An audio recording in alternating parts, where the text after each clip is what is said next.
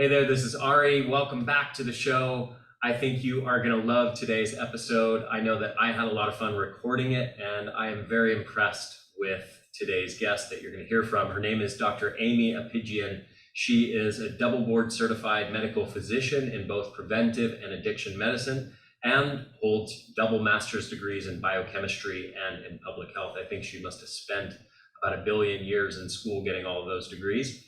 She's the leading medical expert on addressing stored trauma in the body through her signature model and methodology, the biology of trauma, a new lens that courageously uplevels the old methods of trauma work and medicine by reverse engineering trauma's effects on the nervous system and body on a cellular level. So this is a fairly wide-ranging conversation, and I make it very conversational. I introduce a lot of interesting topics and some personal topics that I ask her to comment on. I found her commentary to be incredibly insightful, and I would go so far as to say brilliant. I'm very impressed with her work and her knowledge and her paradigm in this area. I would go so far as to say that of everybody that I know who's working in this field, I would say I'm most impressed with her paradigm and the way she's kind of putting all the pieces together and making sense of everything. So with that said, I hope that you enjoy the podcast, and I hope you get a lot of value from it. I know that I personally did, so enjoy. So welcome to the show, Dr. Apigian. Thank you, Ari. It's really good to be here. Like I said, I've been waiting for this conversation for a long time. So super excited to kind of join forces here. Yeah, me too. So, okay. So first question I have for you is, why is trauma your biology and not just your psychology? And this is a meaty one. This is a juicy one. So I'm excited to hear your answer to this. I'll give you my short answer, and then you can let me know if you want me to go deeper. So what happens is that most people think that a trauma is an event that then changes your thoughts and changes your reactions. And so then you find yourself reacting to the event that happened in your past. And that's actually not true. So a trauma is the experience of something, and whether that's an event or whether that was a whole period of your life, like your whole childhood. I don't know about your childhood, Ari, right? So I'm not going to put that on you right now. I'm just saying, for some people, right? Like for some people, it's just like, no, it's just like the whole family dynamics, like all of that was traumatic. And what is trauma? So trauma is anything that for any reason at that time overwhelmed our biology, our physiology to meet that stress, and it overwhelmed us, it crushed us, and it left us in a state where we didn't know if we were going to make it. And the way that we made it through that was to just kind of go into ourselves and just kind of, it's like the turtle that puts its head inside of its shell, and it's just like, I'm going to just survive by just kind of tucking in and going into this low energy metabolic state. We call it the chronic freeze state or the dorsal vagal response. And that's how we got through. And so when we look at, wait a second, trauma is not then just your belief system coming out of an event. It was actually how your biology responded in the moment, and trauma leaves those lasting effects on your biology. And so the thoughts are actually just the downstream effect of your biology. And so when we look at, hey, how are we going to get ourselves out of me still reacting to my past? Well, it's actually more work on the biology than the psychology. Mm-hmm. Okay. It's like 20 different directions I want to go from here. Okay. Right. So there's my short answer. And now you can decide like which part of that you want to go deeper into. Okay. Right. Which is where your work becomes really important. Mm-hmm. Because trauma is actually an energy problem. Mm-hmm. Oh, interesting. Okay. Tell me more about that. Yeah, because if we're saying that for any reason, the biology, the physiology got overwhelmed, it's because it did not have the cellular resources to meet the stress, to meet those demands at that time. That's interesting that you conceptualize resilience in the same way that I do. I don't know if you've heard me talk on that topic, but as far as how mitochondria relate to Exactly. resilience Yes. and something I call the resilience threshold, and how that Yes. in turn relates to like cellular energy producing capacity. That's really interesting that you bring that up, because almost universally when I speak to somebody who's talking about, you know, I know you literally just tried to take this out of the psychological realm, but just for ease of speaking about it, when I speak to someone who's talking about trauma and kind of more psychological stuff, trapped emotions, things of that nature, I find that almost universally they have a purely psychological or neurological way of conceptualizing that, where it's really cut off and disconnected from the rest of the body. So I love where this is going thus far, that you have a more holistic integration with physiology, biology more broadly, rather than just the purely psychological or neurological. I mean, there's so much richness here and so much depth to this, because exactly what you say, like trauma is actually creating a disconnect between our mind, what we associate as our mind and our thoughts, and our body and our physiology. And we can even see then how we develop bracing patterns to cut off sensations coming from our body up to our brainstem and thus our mind. And it's almost it's our nervous system, right? Some people want to call it the unconscious mind or the whatever. It's the autonomic nervous system. And so it makes these decisions for us for how it can best help us survive in life.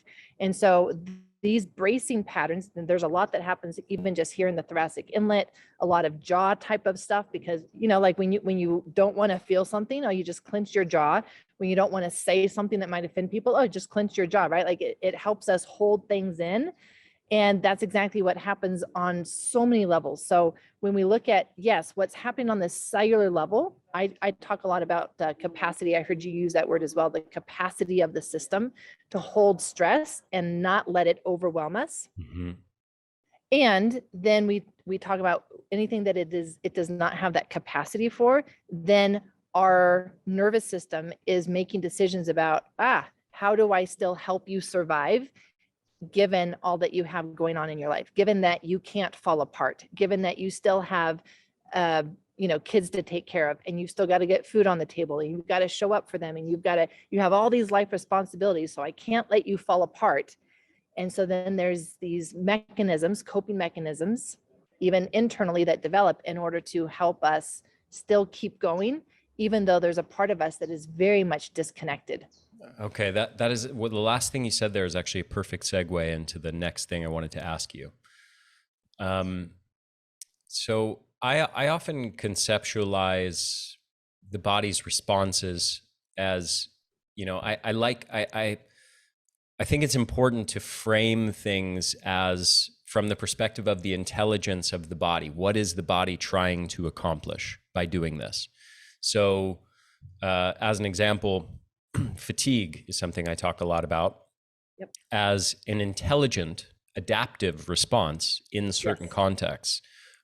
In contexts where the environment is perceived to be very harsh, in the context of a pathogen, and you've got an acute infection, you've got a physical injury. We have mechanisms where the increased immune activation and inflammation that results in those scenarios literally engages mechanisms at the mitochondrial level, at the neurological level, where our body is designed to respond to that with fatigue. And I emphasize to people that this is not a mistake. Our body is designed to do this because it's intelligent, because it's adaptive, and it actually it lowers your subjective energy, so you're less inclined to do your normal routines and go for a jog or go work hard at work all day and just keep pushing and go. And instead, it's forcing you to rest so that it can shift resources towards repairing and healing that. Now, in the context of trauma, I'm really curious to see how you position trauma, like let's say severe trauma, kind of in that sort of frame. And what I mean by that is should this be seen as, when somebody has a severe trauma, is that an intelligent adaptive response to the scenario that they were in, or is this a sign of dysfunction? Is this the body gone wrong and it's in a state of dysfunction that we need to heal? How do you conceptualize that? This is one of my favorite topics, Ari. So in terms of when we see the fatigue through the lens of trauma, fatigue is the dorsal vagal response. Fatigue is the trauma response. It's not just an adaptation, it is the trauma response. And so what I teach in my courses is, you've got the 3 states of the nervous system. That's also a misconception because people often just think of parasympathetic and then your fight, flight, or freeze and just lump them into 2. And no, like there's 3 categories, and the freeze response is that fatigue that's going to be a part of that. And there's some other conditions that are very much part of that freeze response or the trauma response: autoimmunity, fibromyalgia, chronic pain, but chronic fatigue is right there. And the reason for that is that when there's this very sequential neurobiological response to trauma, and it's the design of the system. So anytime that a person experiences any form of trauma, even what they might consider small traumas, it doesn't matter. Trauma is trauma. It's all the same response because there's only one response to trauma that the body has. And that response always includes this freeze response, which is the dorsal vagal response, and it goes into a energy conservation state in order to survive. And so the first response to a stress or a threat or a sense of danger is always the sympathetic response. Some people, Ari, from childhood were already experiencing so much internal stress that they don't hardly spend any time in sympathetic. They just go to that fatigue and that freeze response immediately with any stress. Like any stress is just overwhelming to them, throws them off. And there they go. And they feel that energy drain, that collapse in their system. But going back to the intelligence of the system, that sympathetic response always happens first. And the sympathetic response is a very high energy state. So your mitochondria are working at their maximum, right? Like they're trying to give you as much energy as possible because you got to outrun that tiger, or you got to, I don't know how you outrun an email that's stressing you out, or right? Like, don't know how that equates, but that's part of the problem, right? Is like when the proverbial that's part of the problem.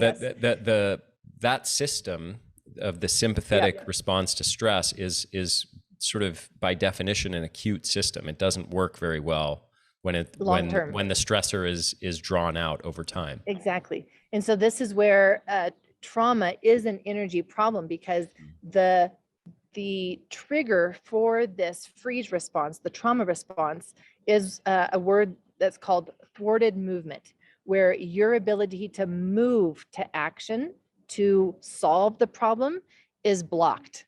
And whether that's blocked by external forces, like you're actually trapped in a building or trapped in a car in that type of an event, or you don't have enough internal cellular resources. And so your own system kind of makes that intelligent decision of, we can't maintain this high energy state in order to survive. It's best for us to shut down. But then part of that is this low energy fatigue state. And so that's always the reason. That's always the reason for the trauma response, is what's called the thwarted movement, that blocked ability to move to action. And so then a person has these symptoms of the freeze response. And at that time, Ari, like that was the best decision of the body. And we even look at how this is happening in early childhood and very early development, where a newborn, and for the first several months of life, they actually have no ability to regulate their own system. And so when they go into sympathetic, they have no ability to bring that back down like we do as adults. And whether we're doing it in a healthy way or whether we're doing it in a coping adaptive mechanism like food, alcohol, substances, whatever it is to kind of calm our system back down, they have no ability to do that for themselves. So if they don't get that through that relationship and co-regulation with their parent, then they are having to use their own brake system and shut the system down, which shuts the mitochondria down, which shuts all of these systems down in order to maintain homeostasis. Because otherwise they would literally die from running out of energy. Like they don't have that ability to kind of regulate themselves. So again, kind of coming back to the fatigue, then, like, fatigue is part of every trauma response, because every trauma response is the decision, the intelligent decision at that time, that we're running out of cellular resources and we've got to shut down and conserve energy in order to get through this. And so then you see people struggling with low energy, right? And that's what they're frustrated at. And they think that that's the problem. And that's actually just the downstream effect of the decision that their body has made for how they can best survive this time in their life. Right. And that's such an important reframe to teach people that they're not just trying to fight against their low energy state. The goal is to understand why their body made that intelligent decision, figure out what triggered the body to make that decision, and then undo whatever's triggering the body into that. Well, and you just use the word fight, right? Like they don't have the energy to fight. Right? Yeah. So when they do feel like they have energy, if they're using that energy to fight their own body, they're running themselves back into that low energy state. And so it is such an important reframe. And that's why I start everybody. I start everybody with that work. We do body work. And we do that work to get into a place of working with the body rather than fighting against the body. So where is all of this trauma coming from? You know, it's become very in vogue to, I don't want to say just to talk about trauma, because I don't think it's just an issue of there's more people talking about it. I think people are talking about it because it is a real thing. And I guess the question is, a better way of phrasing it is, why are so many people dealing with trauma now, as compared to in the past? You know, this didn't used to be such a big thing. And I would even argue, I would maybe place that in a certain context, which is, you know, I know like Steven Pinker, for example, argues that the world has never been better. You know, this is the best time in history to live. Things are better than ever. We have fewer wars, fewer violence than ever before, fewer, you know, less poverty than ever before. You know, we haven't had World War II in our, I mean, if you're over whatever it is, 70 years old or something, then you were a kid during World War II.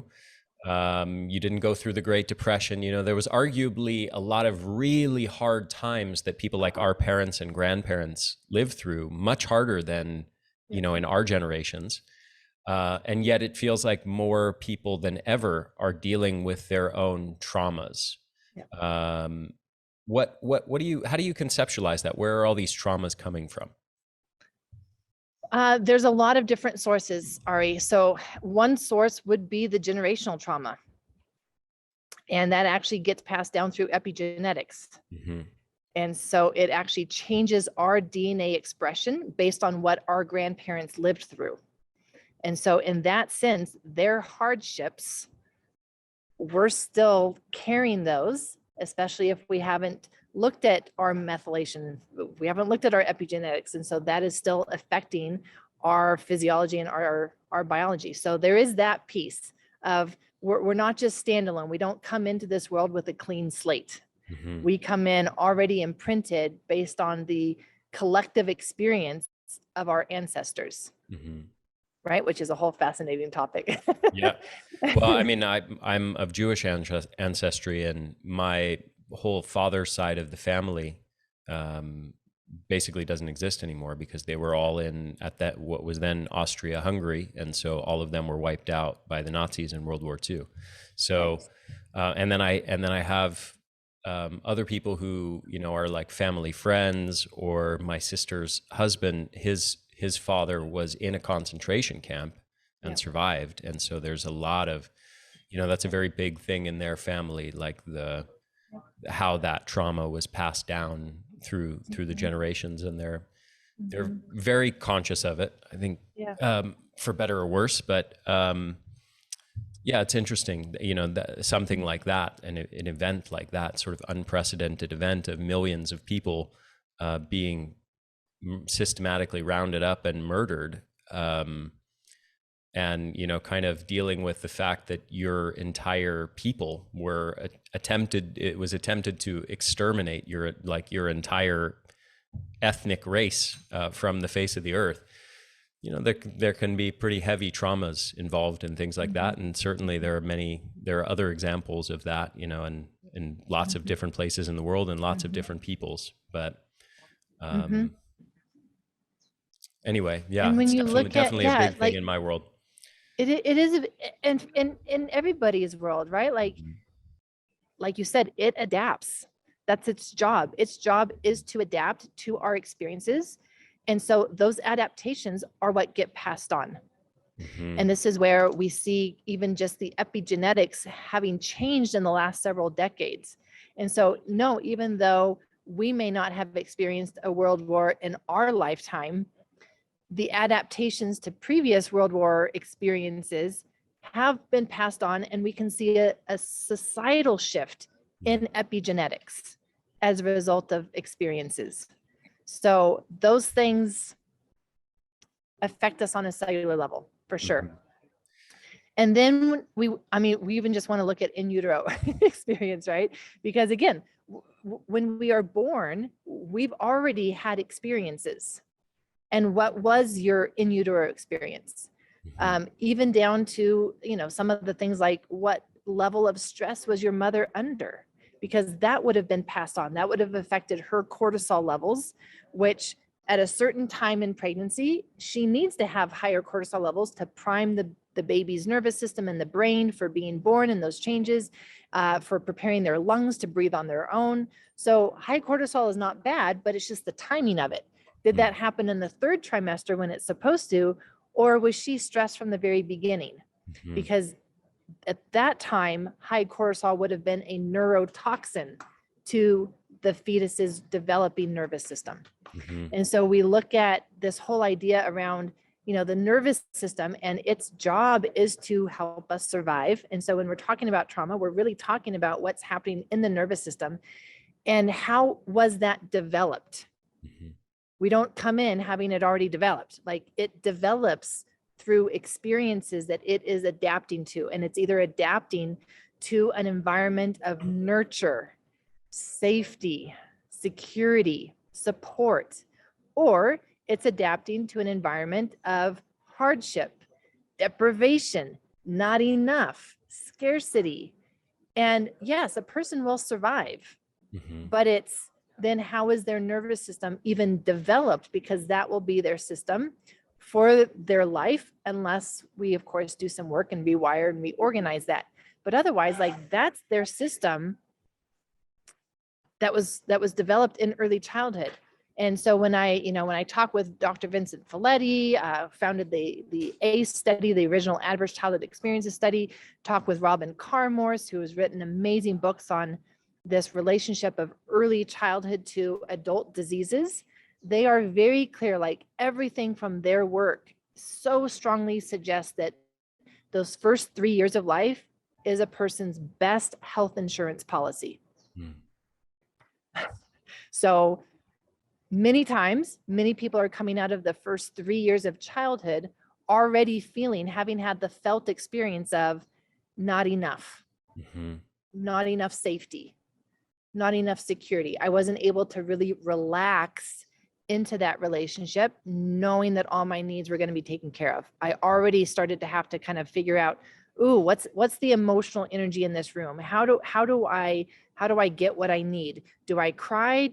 Do I not cry? Right? Like, you can already see those patterns developing before a baby has the words to express anything. Yeah. So we want to look at that then, because that becomes our template for being able to manage stress, becomes our capacity for managing stress, and thus our threshold for what will be a trauma rather than just a stress for the rest of our life. Mm-hmm.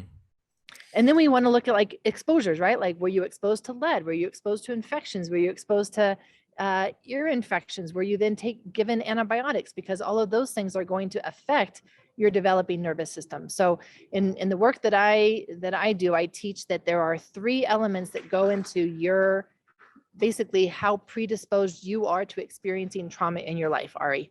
And that's like your genetics and epigenetics. So I lump all of those together, your genetics, but then also your epigenetics from the generational stuff.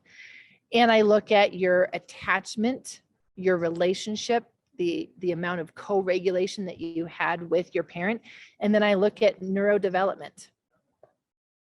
And did you actually get through those milestones? Were you an early walker? That's actually one of the worst things. Early walkers are more predisposed to trauma in their lifetime because they didn't have that time and those that sequence of movements that were necessary to really organize the system well.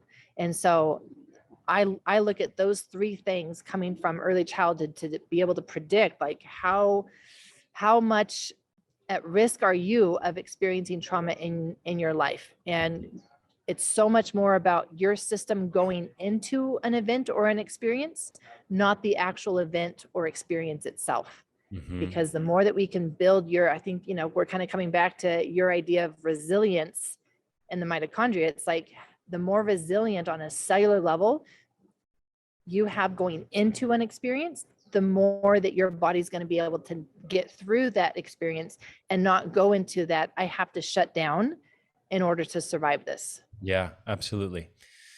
Okay. With regards to child development, I have an interesting question for you. At least I think it's interesting. Don't ask me to analyze your childhood, Ari. All right, next question. So, I spent some time when I was in my 20s on a kibbutz in Israel, which is a communal farm, and like living and working on the kibbutz for about 6 months. And one of the interesting things I learned when I was there was that there was a time, I think it was during the 1970s, where on these communal farms in Israel, many of them, I don't know if all of them, but certainly many of them, engaged in an experiment, basically like a child rearing experiment, where they put all of the kids for this certain generation, they put all the kids away from the parents in their own like kids' house, basically like kids' dormitory. And it was like a giant room, I think with, it wasn't only kids, there was adults there that were supervising, but not the parents of the kids. And I guess, I don't know all the details of it, but they thought at that time that was what was going to be best for kids, that kids needed to be with other kids. And so they were raised, from the time that they were kind of not maybe tiny babies, maybe from 1 year old or something like that, or 2 years old, to the time that they were, through their teen years with just other kids away from their parents. And I know, if you talk to any of those kids that were raised like that, almost all of them universally would say that they feel very traumatized by it.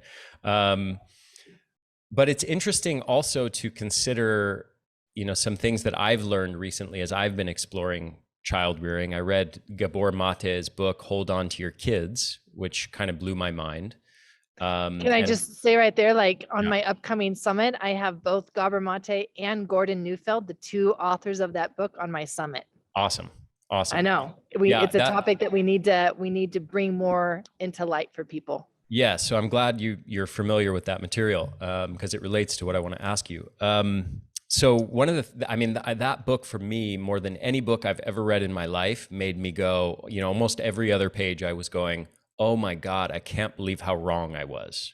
Yes. In my assumptions. I can't believe how wrong I was. And the gist of that book, for people who are not familiar with it, is basically that kids are wired for one primary attachment. And to the extent that your kids are spending time away from you as the parents, with their peers, that primary attachment gets shifted. It gets more and more disconnected from you as the parents and shifted towards their primary attachment being directed towards their peers. And there are many, many, many developmental consequences of that. It's interesting because when my son, who's now 5.5, when he was 2, I was of the opinion, like most parents coming from the United States, I had all these ideas in my head that were culturally programmed with. What's my kid needs to learn independence from me and mom. He needs to learn how to be on his own. He needs to be with other kids so he can be properly socialized. So we put my kid in a school. It was a very cute school. Nonetheless, we put him in a school away from us from the time he was 2 years old. And every day we'd take him there and he'd be screaming his head off, "No, I want mom, I want dad." To be honest, it was mostly mom. Sad as that makes me feel. There's a reason for that. So, yeah. So it's mostly dad now, so I'm okay. But, you know, he was literally screaming to us, crying to us, "I want to be with you." And we were sitting there. I now look at it kind of in horror, how I couldn't see it clearly. But we were sitting there going, no, you don't know. Really, you need to be away from us. You need to be away from us with other kids. That's what's best for you. So you can be socialized, so you can learn independence. And I look back at it, especially after reading Gabor Mate and Gordon Neufeld's book, and I'm in kind of horror about it. I feel really guilty about it. And I've also explored this topic in greater depth, and sorry for being wordy. I'm just kind of sharing a lot of things I've learned over the last few years as I've explored this topic. One of which is other ways that we in the West and in North America and in Europe make assumptions about child rearing that are all within the norm for us, but are actually historically abnormal. So school, the entirety of school, like if you go to hunter-gatherer societies, and there's a great new book called The Hunter-Gatherer Guide to the 21st Century by evolutionary biologists Heather and Brett Weinstein. And they have a chapter in there on, you know, parenting and child rearing and education, and like 3 or 4 good chapters related to this. And one of the things they talk about is kind of in hunter-gatherer societies, they don't even have the concept of school.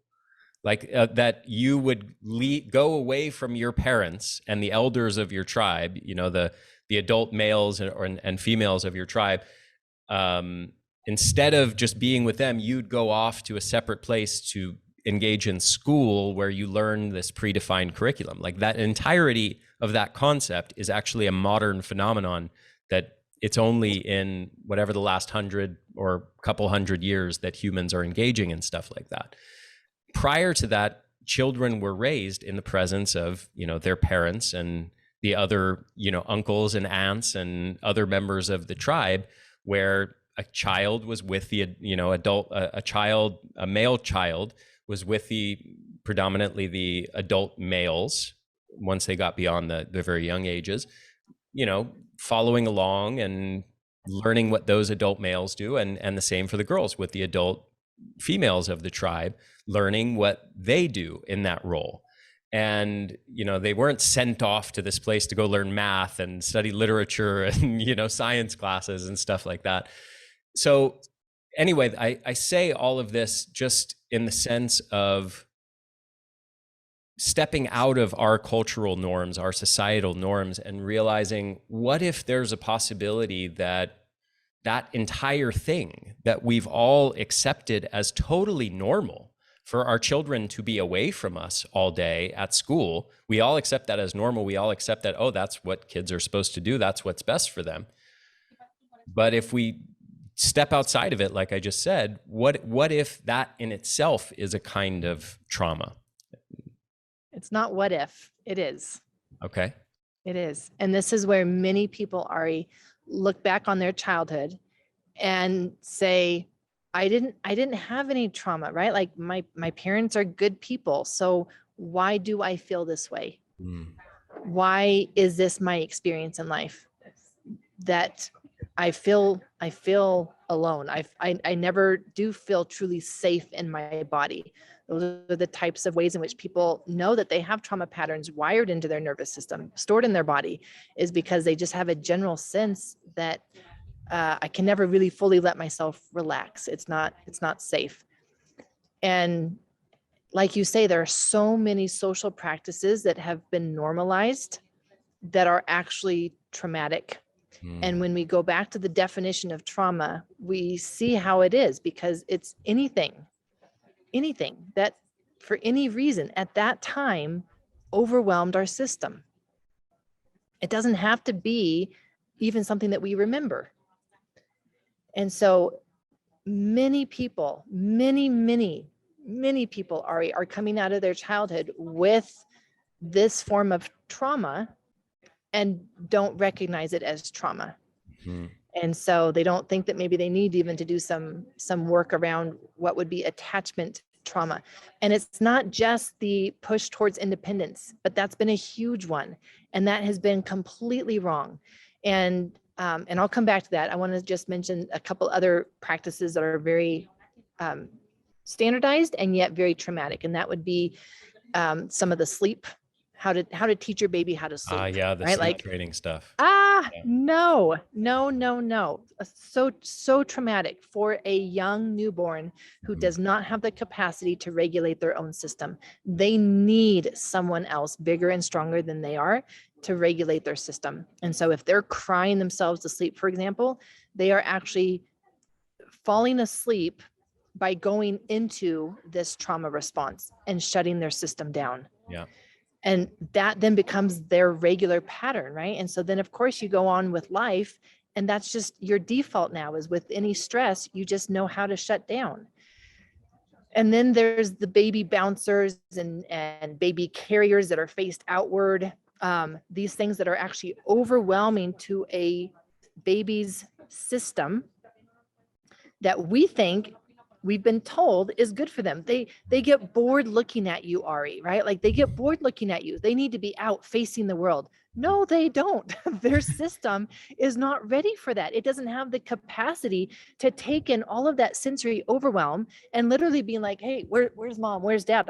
I literally cannot see them because they're behind me. That's a terrible, terrible feeling that causes overwhelm. And then when you look at how a baby should be held, the baby should be held by supporting their head. You've got contact on their neck, and then their whole back is laying up against your arms. When they are in a baby carrier facing forward, they're not getting that back contact. And our back is where we feel support, right? Like even as adults, we have this phrase that's called, hey, does someone have my back?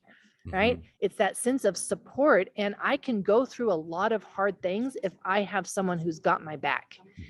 And this is actually a felt body sensation that comes from early childhood, or the lack thereof came from not having enough of that felt sense of, someone's got my back, and I can completely rest into their hold because they're bigger, they're stronger than me. So those are just two other common practices that I want to just throw out there to help inspire people to be thinking of everything that they do through the lens of what impact would this have on my baby's nervous system?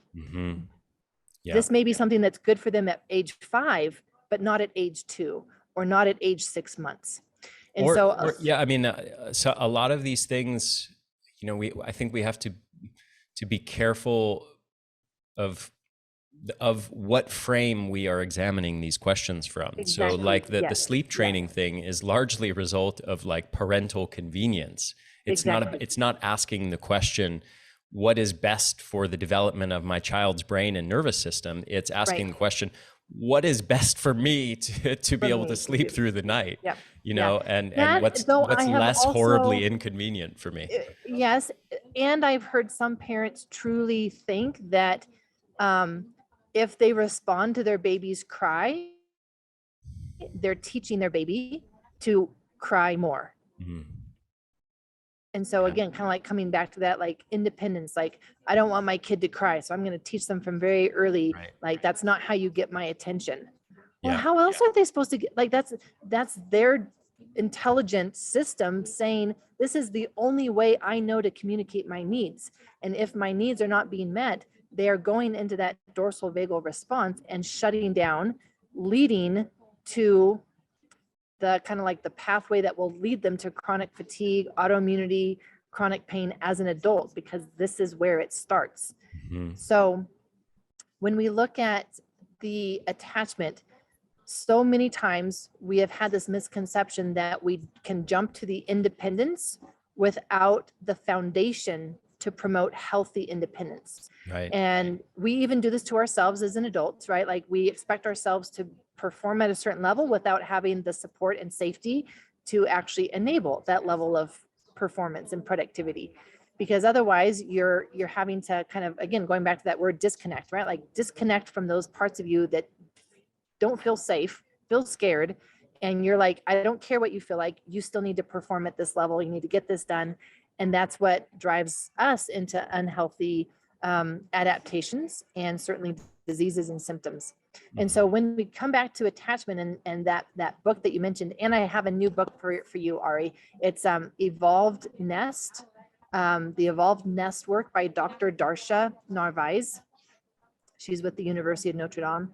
Evolved Nest and yeah. NEST. Yep, Evolved Okay. Nest. And she Okay. will walk you through the whole wellness model around childhood. Oh, perfect. And Great. yeah, you're going to love that.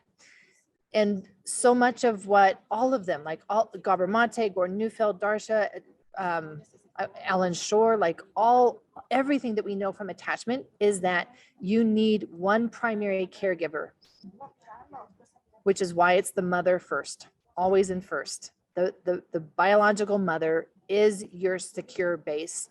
And usually that's for the first 2 years of life that you are developing that security with her.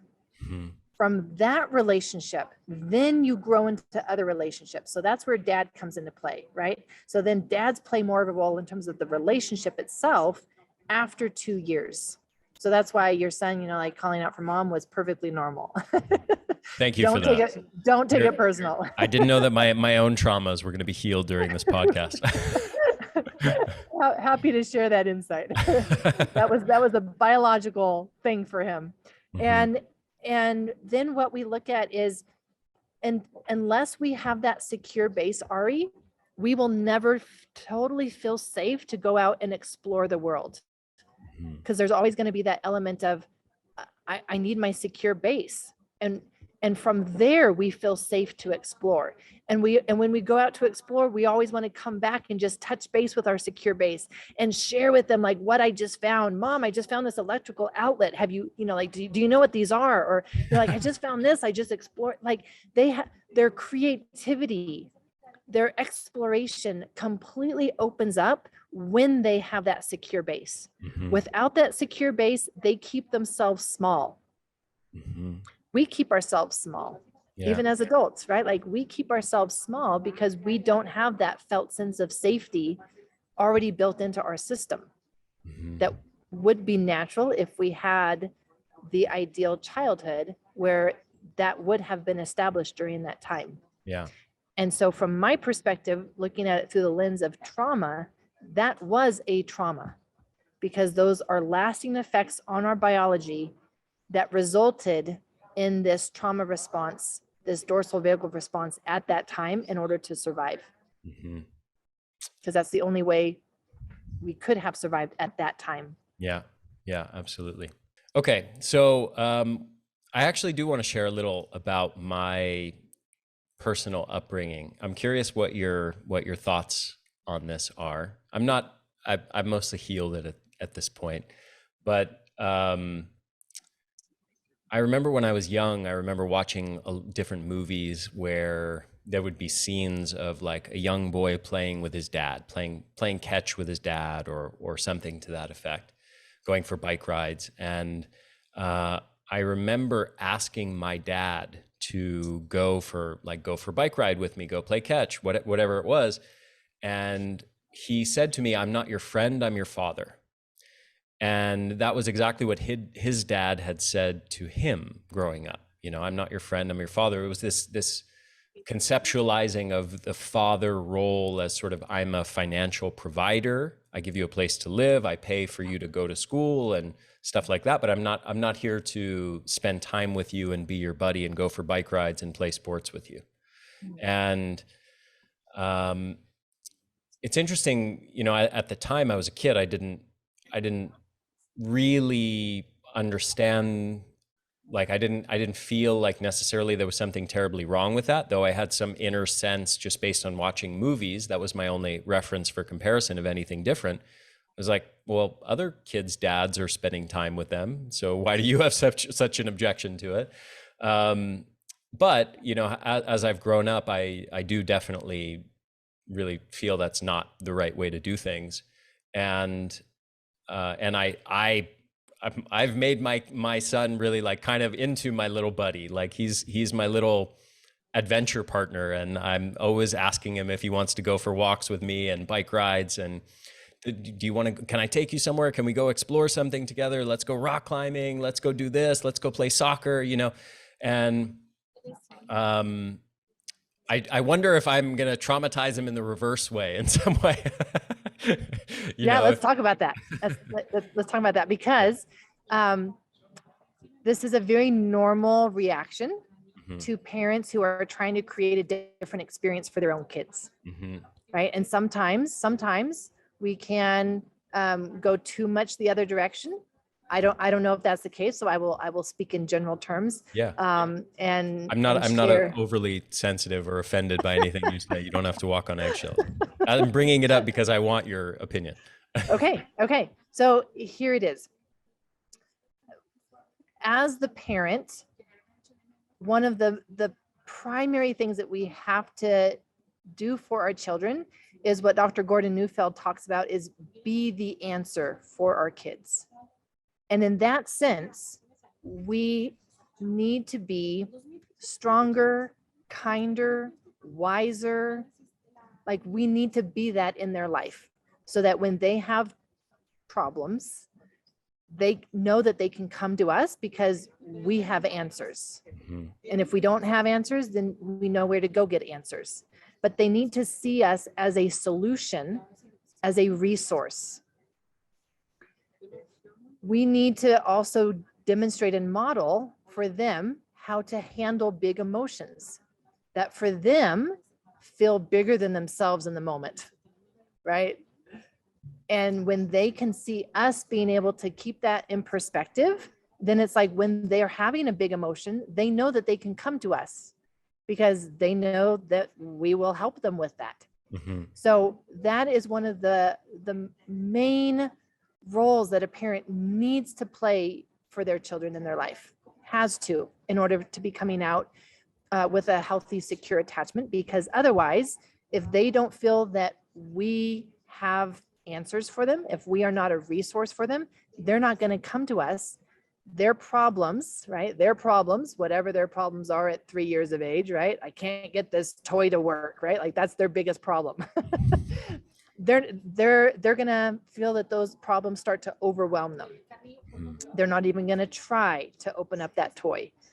And they're right there, like that's already the trauma response, right? They're just, that's too big for me. And so we help them grow their capacity for stress and for troubleshooting and for planning and for resolving things. We are the ones that actually build that capacity as they come to us, and we work through it with them. This is how you do it. Let me show you. And I don't want to say but, and one of the things that we get to do is then teach them how to be in relationships with people, how to play, how to laugh, how to have authentic communication that doesn't feel like it compromises your identity or your protection, right? Like there's this element of being authentic that feels too vulnerable, right? And so there's that balance. How do they learn that balance? That's in relationship with us. And so it is true that we do need to be kind of like that bigger superhuman resource for them, superhuman in the sense that it's bigger than what they are. And we need to teach them how to do the relationship piece and the play and the laughter and the connection and the communication. So it's all of that, Mhm. because where else do they learn that? And even if they were to, go out and have friends, how do they learn how to have relationships with friends? That actually all comes out of their relationship with us. Mm. So the shift that I see many parents make, though, when they've come out of a childhood that felt rigid to them, is they just want to be the friend. Mhm. They don't know how to be the parent as Oh, well as yeah, the yeah, friend. yeah. I definitely don't make that mistake. If anything, I definitely also play the disciplinarian role. Yeah, I'm exactly. definitely Yeah, not a the jellyfish discipline. parent that lets my kids do whatever they want. If anything, I wish I was a little more that way. I wish I didn't have to be the disciplinarian Sure. Yeah. as much as I am. And it's both, right? And it's Yeah. both. Like you do have to play that. I am bigger, and I am the boss, and I am the parent, and this is my home, and I decide what we're doing as a family. I'm going out biking. Would you like to come along? And when they see us as their superheroes, yes, they want to go biking with us. Yes, they want to go play soccer with us. Like, yes, like I want to spend time with my superhero. But it's Totally. when we have taken ourselves out of that role of being bigger than they are, then, and we're almost like, oh, will you like me? Will you accept me? Yeah. Right? Then we've lost the most important role that we need to play in their life for them coming out of childhood, feeling safe and secure and resourced, and knowing where to go for resources later on in life, even how to be able to do that and not just get overwhelmed and shut down. Yeah, beautifully explained. Okay, so let's loop back into trauma more broadly. So can you kind of summarize what it's doing to us physiologically? What happens after we're traumatized? And we've established, based on all these tangential discussions that we've gone down, that a large percentage of people are dealing with trauma to one degree or another, almost pretty much everybody. Everyone, it's just the degree to which it's affecting their life. Right. Okay. So what happens physiologically as a result of that? And then the last thing I want to ask you is, what do we do about it? And what do you do about it? So the effects that trauma has on our physiology really relates to the effects that this dorsal vagal response has, and it communicates that through the vagus nerve. So you've got the ventral vagus nerve that communicates parasympathetic, which is when we are connected and calm and curious. We've got that, all of that. And then the dorsal vagal response is the trauma response. And so it is what shuts the body down physiologically. And so now, rather than having a healthy digestive system, for example, it's going to shut that down. It's not going to make as much stomach acid. It's not going to produce as much enzymes in the pancreas to help break down fats and proteins. The liver, the gallbladder, everything just kind of moves into a more static place rather than having flow. Even your lymphatic system, like it literally kind of just shuts everything down. And the body itself is just looking for the lowest energy solution to everything. So digestion is really impacted. The other effect that it has on the physiology and the gut is that it really increases one's intestinal permeability or leaky gut. And so then the amount of gut inflammation that you have. And now you're finding yourselves reacting to more foods that you didn't have sensitivities to before. And of course, that gut inflammation travels up the vagus nerve to the brain, causing brain inflammation. So if you didn't have what's called primed microglia before, you certainly have them now. And that's leading to the nervous system now being in this bath of inflammation. Talk about a message, a signal of danger and threat.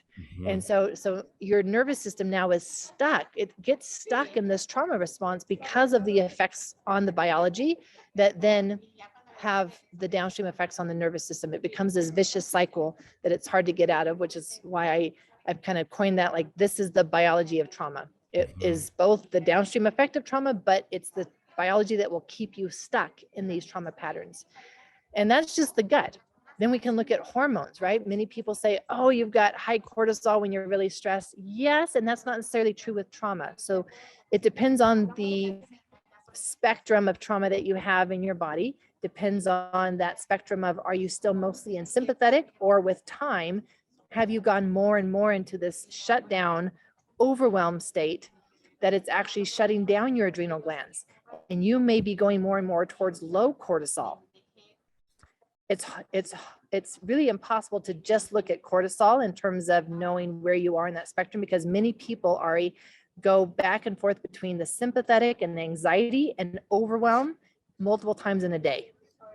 And so, like, what's your cortisol levels doing? Well, they could be all over the place, right? Because your body's literally going into what would be generating high cortisol levels and going into what would be producing low cortisol levels all in a day. And so the further along the spectrum and the more time that you are spending in that freeze response and that trauma response, then you're going to be moving more towards that low cortisol.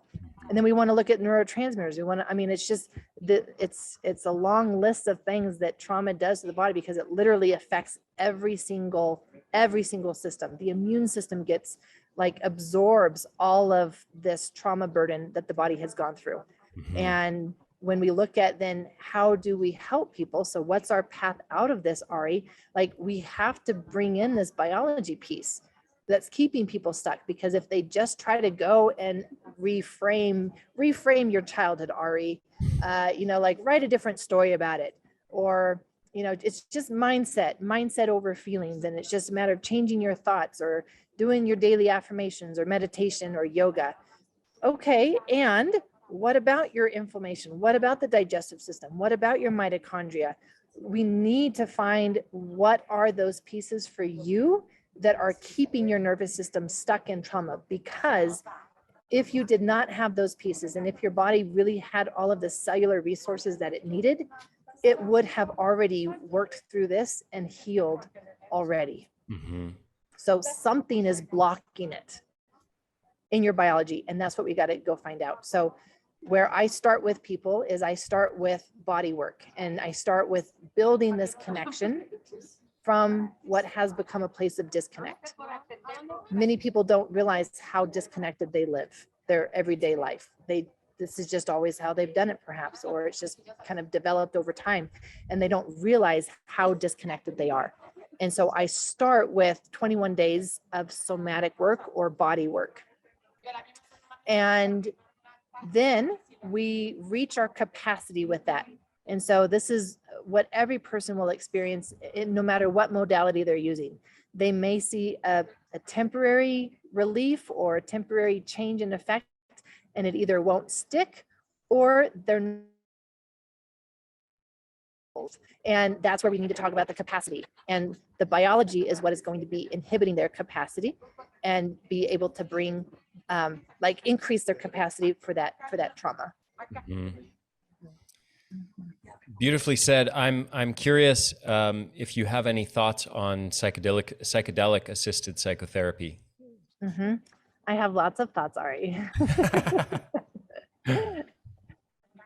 So I see psychedelics as a tool. Like many things, there are many tools for the trauma healing journey. And what I like to do, and what I feel is my responsibility and my role in helping people heal, is to know when to use that tool. When is the best time to use that tool? And certainly, like many other tools, it's not wise to start with that tool. The body may not be ready. And if you go on a psychedelic trip and you really go deep into your body, if it wasn't actually ready for that level of connection, you're almost going to be setting yourself to move into self-sabotaging biology later on, because it wasn't ready for that piece. And so much of what I do and I bring to people is helping them understand when to use these different tools in a way that is truly informed by the biology of trauma and how to pull ourselves out from where it's gone. Beautiful. Dr. Apigian, I would love to talk to you for another hour or two or three. I know you have to go. Thank you for cutting into your meeting that you're supposed to be in 7 minutes ago. I really appreciate your time. This has been a lot of fun, and thank you so much for sharing your wisdom with my audience. I hope that we can do another podcast or two in the coming months. I've really enjoyed talking to you, and I'm very impressed with not only the knowledge you've accumulated, but the way you've put everything together in this paradigm and the way you explain it. It's really beautiful, and I've really enjoyed this. So let people know where they can connect with you, where they can follow your work and get in touch with you if they want to work with you, or how they should go about doing that. Yeah, and right back at you. I look forward to continuing this conversation and picking it up at another time. They can find me at traumahealingaccelerated.com. So that's what I do. I help accelerate the trauma healing journey. And so that's where they can find us. And then we've got the Biology of Trauma Summit coming up in August, and that's going to be a huge resource for people if they're curious about this. That would be a great place to start, and looking at all of these different pieces around the biology and where to start with addressing that piece. Beautiful. Thank you so much, my friend. I look forward to the next discussion. Thank you, Ari.